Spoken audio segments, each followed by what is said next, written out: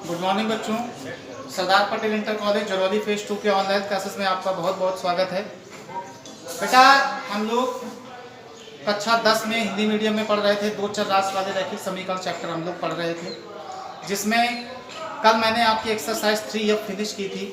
हालांकि आज मैंने मॉर्निंग में देखा कई बच्चों को बहुत सारी प्रॉब्लम्स आ रही है 3F में, जबकि 3F जो विविध प्रश्नावली थी रिलेटेड आपके पहले वाले क्वेश्चन से ही थी, सब कुछ वैसा ही था, लेकिन आप लोग कैलकुलेशन में थोड़ा सा मिस्टेक कर देते हैं, इस वजह से थोड़ी सी प्रॉब्लम आने लगती। तो आप लोग उसको सॉल्व करिएगा। वैसे मैं जो मुझसे पूछ रहा है मैं सोल्यूशन उसको भेज रहा हूँ, प्रयास कर रहा हूँ भेजने का, थोड़ा लेट हो सकता है लेकिन भेजता रहूँगा। तो मैंने आपसे कल के वीडियो में बोला था कि अब हम लोग एक्सरसाइज 3G पढ़ेंगे, जो कि हमारी इबारती प्रश्नावली है, भाषा संबंधित क्वेश्चन है। तो आइए एक्सरसाइज 3G स्टार्ट करते हैं। वीडियो नंबर 13 में इबारती प्रश्नावली एक एक क्वेश्चन में बताऊंगा, सब लोग बहुत ही ध्यान से इसको समझते चलें। तो बेटा एक्सरसाइज 3G में सबसे पहले लघु उत्तरीय प्रश्न है, जिसमें लिखा है निम्नलिखित कथन को समीकरण द्वारा अभिव्यक्त कीजिए। मतलब बेटा ये है कि आपको इन समीकरणों को इन क्वेश्चनों को समीकरण द्वारा अभिव्यक्त करना है। मतलब किसी भी क्वेश्चन को सॉल्व नहीं करना है कि x और y का आप मान निकालने लगे, ठीक है बेटा। बस केवल समीकरण ही आपको बनाने हैं, जिसमें कहेगा सॉल्व करने के लिए या आपसे पूछेगा तो उसी को आप सॉल्व करेंगे, ठीक है बेटा। सबको समझ में आ रहा है? तो चलिए इसमें अगर मैं आंसर देखूं प्रश्नावली 3G में, तो इसने पहले और दूसरे को तो समीकरण में बनाया है, लेकिन क्वेश्चन नंबर 3 से इसने आंसर देना चालू कर दिया है। तो क्वेश्चन नंबर 3 से आपको इनको सॉल्व करना है, मतलब समीकरण बनाने के बाद x और y का मान भी निकालना है। क्वेश्चन नंबर 1 और क्वेश्चन नंबर 2 में केवल युगपत समीकरण बना देना है। चलिए बेटा क्वेश्चन नंबर 1, निम्नलिखित कथन को समीकरण द्वारा व्यक्त कीजिए। एक पिता की आयु उसके पुत्र की आयु से 4 गुनी है। एक पिता की आयु उसके पुत्र की आयु से 4 गुनी है। 7 वर्ष बाद पिता की आयु पुत्र की आयु की 2.5 गुनी हो जाएगी। 2.5 लिखा है, 2.5 का मतलब 2.5 होता है। ओके चलिए देखिए, तो स्टार्ट करते हैं क्वेश्चन नंबर 1 से। तो क्वेश्चन नंबर 1 में एक पिता की आयु पुत्र की आयु से 4 गुनी है। पिता 4 गुना है पुत्र का, तो मान लेते हैं माना पुत्र की आयु, माना पुत्र की वर्तमान आयु क्या मान दी बेटा? x वर्ष।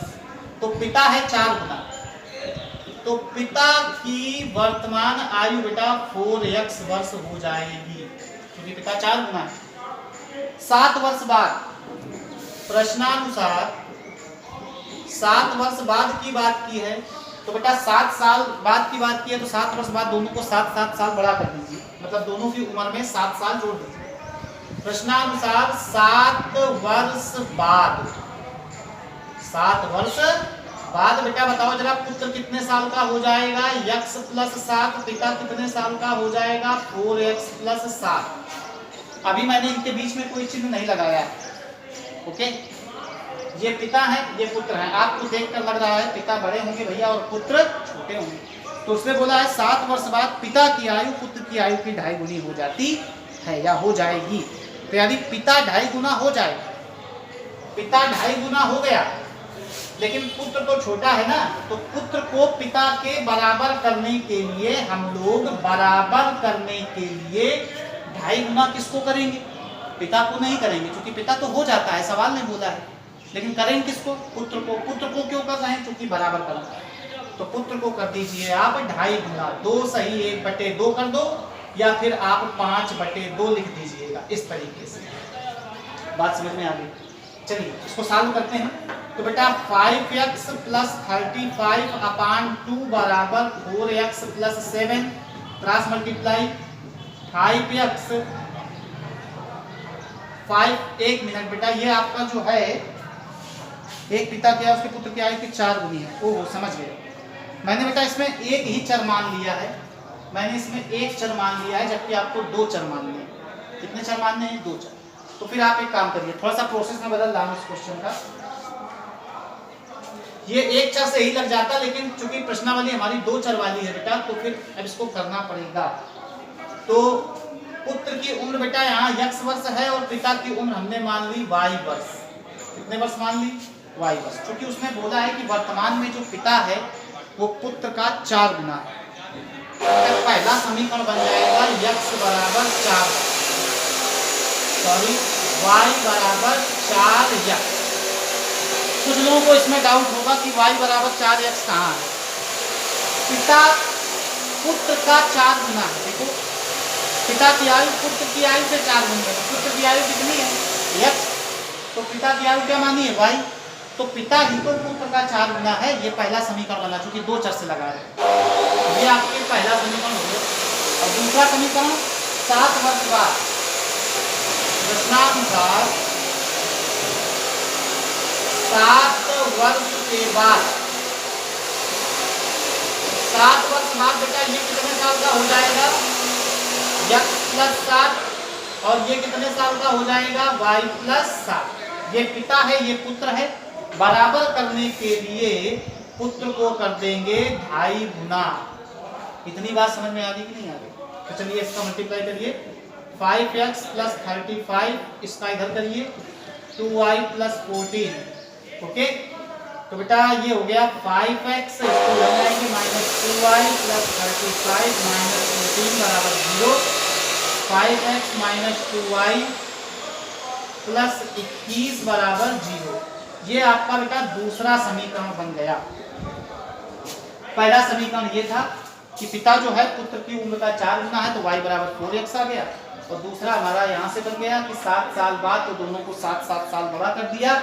और उसने बोला था पिता 2.5 गुना हो जाता है, तो पिता को 2.5 गुना नहीं करेंगे, पुत्र को 2.5 गुना करेंगे, क्योंकि बराबर करना है। गुणा कराया, इधर कराया, इसको इधर लेकर के आए, 35 में 14 घट गया, तो बेटा 21 बच गया। ये समीकरण बन गया। केवल समीकरण बनाना। चलिए आइए क्वेश्चन नंबर 2। ये भिन्न वाला सवाल है, अंश और हर। तो जब भिन्न वाला सवाल होता है तो उसमें बगैर कुछ सोचे समझे अंश और हर को मान लिया जाता है। तो इसमें मान लेंगे क्वेश्चन नंबर 2 में हम लोग, क्वेश्चन नंबर 2 में मान लेंगे कि माना, क्वेश्चन नंबर 2 मान लेते हैं कि माना भिन्न का जो अंश है वो x है और जो हर है बेटा वो y है। तो बेटा भिन्न हमारी बन जाएगी, भिन्न होती है अंश बटे हर, x बटे y बन जाएगी बेटा भिन्न हमारी x बटे y। अब उसने पूछा है कि किसी भिन्न के अंश तथा हर में प्रत्येक में 1 जोड़ दिया जाए तो भिन्न का मान 5/6 हो जाता है। अंश तथा हर दोनों में 1 जोड़ दिया जाए। प्रथम शर्त अंश और हर दोनों में 1 जोड़ दें तो भिन्न का मान 5/6 हो जाता है। 5/6। ठीक, यहाँ से क्रॉस गुणा करा देंगे। क्रॉस गुणा कराने के बाद में पहला समीकरण सभी बच्चे बना लेंगे। उसके बाद परंतु यदि अंश और हर दोनों में से 1 घटा दिया जाए तो द्वितीय शर्त में घटाना है। अंश और हर दोनों में 1 घटाना है तो भिन्न आपकी 4/5 हो जाएगी। युगपत समीकरण बनाइए।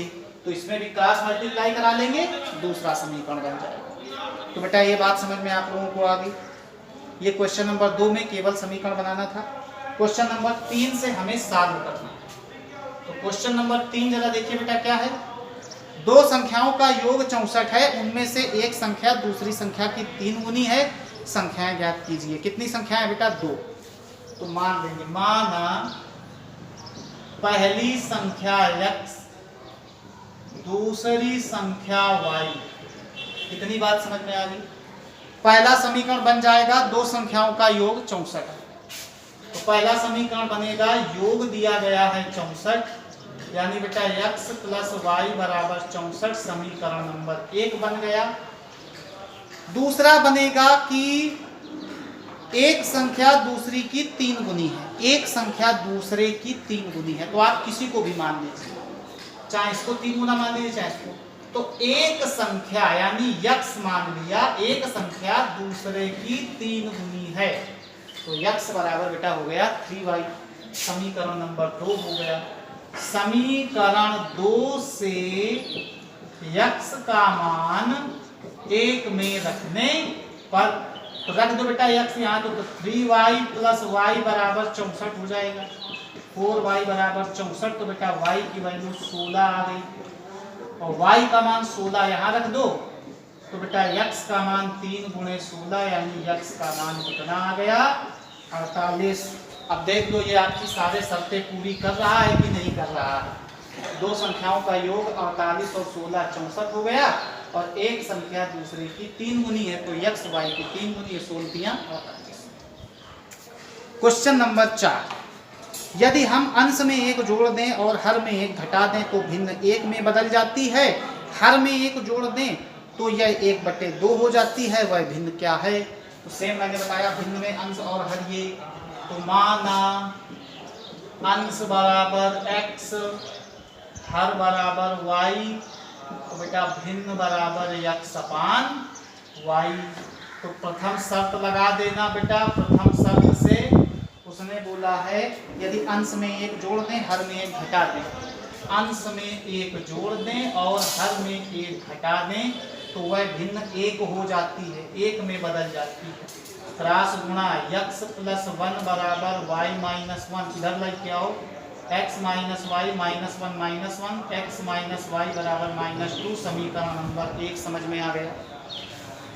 फिर बोला है यदि हर में एक जोड़ दें तो यह 1/2 हो जाती है, मतलब केवल हर में एक जोड़ना है और कुछ नहीं करना, तो अंश वही रहेगा। हर में एक जोड़ दें तो यह 1/2 हो जाती है, समझ में आ गया बेटा, तो 1/2 हो जाती है। क्रॉस मल्टीप्लाई 2x बराबर y plus 1, 2x minus y बराबर 1, समीकरण नंबर 2। इन दोनों समीकरणों को सॉल्व कर लीजिए किसी भी विधि से, विलोपन, बज्रगुणन या प्रतिस्थापन से x y का मान निकाल लीजिए। फिर x y का मान निकाल करके यहाँ पर रख देंगे भिन्न में, तो हमारी भिन्न हमें मिल जाए। क्वेश्चन नंबर 4 खत्म। क्वेश्चन नंबर 5, यदि किसी भिन्न के अंश में 6 जोड़ दिया जाए तो भिन्न 1/2 हो जाती है, केवल अंश में जोड़ना है, हर में नहीं। उसके हर में 7 जोड़ दिया जाए तो 1/3 हो जाती है, केवल हर में जोड़ना है, अंश में नहीं, तो वह भिन्न ज्ञात कीजिए। तो बेटा 5वां आप लगा सकते हैं, सेम इसी के तरीके है। एक सवाल छोड़ रहा हूँ, प्लीज़ लगा लीजिएगा। वैसे मैं अब हर एक क्वेश्चन बताऊंगा, लेकिन ये भिन्न वाला है तो उसी तरीके का तो मैं छोड़ रहा हूँ। क्वेश्चन नंबर 6 भी सेम भिन्न वाला ही है, तो आप लोग बेटा ये वीडियो देखिए और क्वेश्चन नंबर 6 तक लगाइए। कल क्वेश्चन नंबर 7 से मैं शुरू करूँगा। ओके, वीडियो देखिए और इसको अपनी फेयर कॉपी पे लगाइए।